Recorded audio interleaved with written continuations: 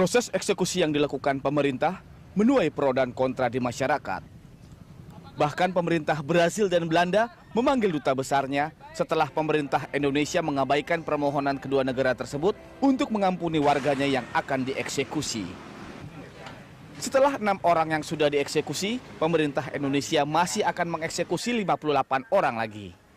Mereka adalah para pengedar narkotika yang menurut hukum Indonesia layak mendapatkan hukuman yang maksimal. Tiap-tiap negara kiranya dapat menghormati kebijakan hukum masing-masing wilayahnya agar efek jera dapat diberikan kepada para bandar narkotika internasional. Ya pemirsa, pagi ini kita akan mendiskusikan terkait kontroversi eksekusi hukuman mati. Telah hadir bersama saya di studio Berita Satu News Channel, pengamat hukum internasional dari Universitas Indonesia, Profesor Hikmahanto Juwana, dan juga melalui sambungan telepon kita tersambung dengan Kepala Pusat Penanganan Hukum Kejaksaan Agung Republik Indonesia, Tony Spontana. Prof, selamat pagi. Apa kabar? Sehat? Alhamdulillah. Ada Pak Tony di ujung telepon. Pak Tony, selamat pagi Pak Tony. Selamat pagi Mas Tony, selamat pagi Prof Hikmah. Ya, terima kasih sudah bergabung bersama kami. Saya ke Pak Tony dulu Prof ya. Pak Tony, ini terkait pro kontra hukuman mati. Sikap Kejaksaan Agung maju terus pantang mundur gimana Pak? Ya, kita kan semata-mata melaksanakan amanat undang-undang. Ya. Kejaksaan kan diberikan amanat, salah satu tugas wewenangnya itu adalah melaksanakan putusan hakim atau putusan pengadilan yang sudah berkekuatan hukum tetap. Jadi semata-mata di luar pro dan kontra ada yang mendukung atau menolak hukuman mati, kita tetap melaksanakan tugas yang diberikan undang-undang. Ya. Nanti kita tidak ingin disalahkan apabila ada satu putusan pengadilan yang sudah berkekuatan hukum tetap, tetapi kita tidak laksanakan. Berarti kita tidak OP, tidak taat juga. Ya. Melaksanakan undang-undang. Intinya Pak Tony, kejaksaan ini patuh pada aturan ya, bukan ikut pro dan kontra. Ya, kita selalu memposisikan diri di luar lingkaran pro dan kontra ya. Kita melaksanakan apa yang memang menjadi tugas dan wewenang kami gitu. Ya, Pak Tony, apakah ada kebijakan khusus terkait mungkin dengan pelaksanaan undang-undang tersebut? Karena hukuman mati ini kan menyangkut hak hidup seseorang. Apakah pernah secara eksplisit atau secara apa mungkin dibahas di internal Kejaksaan Agung sendiri? Kalau kami itu sejak Kejaksaan lembaga ini berdiri kira-kira tahun 65 ya, yang lalu ya. Ini bukan kali yang pertama melaksanakan eksekusi pidana mati ya.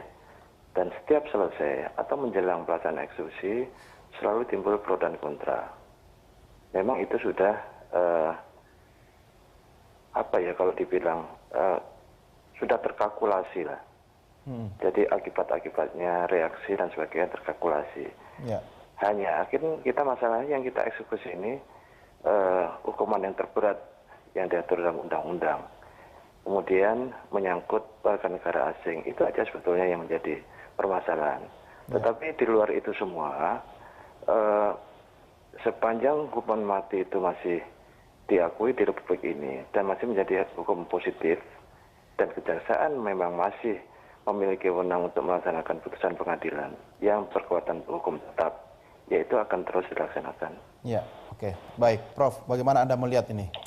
Yang pasti adalah ini masalah pelaksanaan hukum ya, karena eksekusi itu kan sebenarnya satu proses atau tahapan di mana tahapan pemeriksaan perkara sudah dilakukan, lalu sudah ada putusan pengadilan, bahkan putusan pengadilan sudah berkekuatan hukum tetap.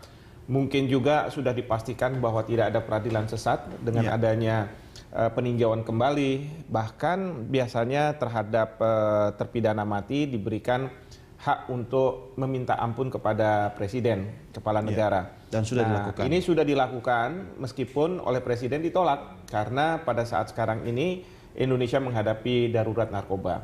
Jadi menurut saya kalau dari sisi kejaksaan memang seperti tadi Pak Tony katakan bahwa mereka harus menjalankan putusan ini dan ini sedang dijalankan.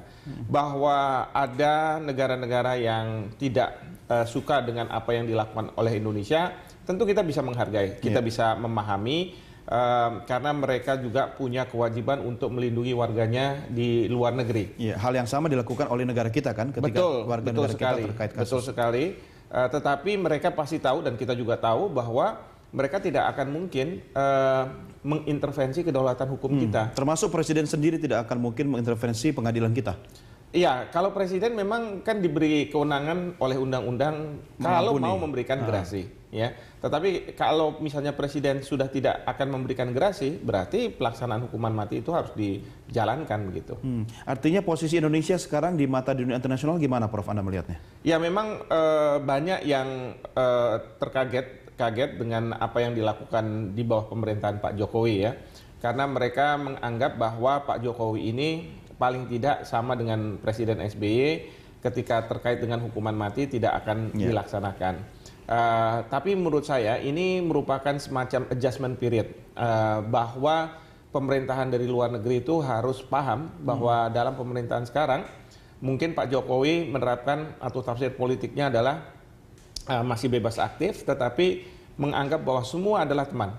Sampai dengan kedaulatan Indonesia itu diganggu atau kepentingan nasional kita dirugikan. Ya, kalau komplain negara lain ini terhadap eksekusi hukum mati apakah sudah termasuk gangguan kedaulatan? Kalau menurut saya gangguan kedaulatan belum, tetapi masalah kepentingan nasional. Kepentingan bahwa kita ingin generasi kita terbebas dari narkoba. Kita tidak ingin menjadi negara peringkat ketiga dari peredaran narkoba. Kita tidak ingin menjadi tujuan dari narkoba ini. Bahkan kita tidak ingin para mafia internasional masuk ke Indonesia terkait dengan narkoba ini. Jadi ini kepentingan kita. Nah, mengingat ini masalah kepentingan kita, tentu pemerintah perlu tegas dan ini ditunjukkan kita tidak ada kompromi. Sekali kejaksaan sudah melakukan eksekusi mati terhadap 6 orang ini, maka roda itu sudah harus berputar terus. Jadi istilahnya kalau di dalam dunia penerbangan itu adalah PNR, point of no return. Jadi kita tidak mundur kembali. Kalau justru mundur menghentikan, justru Indonesia akan dianggap sebagai diskriminatif. Kenapa terhadap warga Belanda, warga Brasil dilakukan hukuman mati dan kemudian nanti sebentar lagi mungkin ada warga Australia, warga Australia tidak misalnya. Dan hal itu yang terjadi nanti. Jangan-jangan kena banyak pecinta klub sepak bola Brasil ini, Prof ya. Baik, kita akan lanjutkan di segmen berikutnya, Prof dan Pak Tony tetap bersama kami. Pemirsa, kami segera kembali sesaat lagi.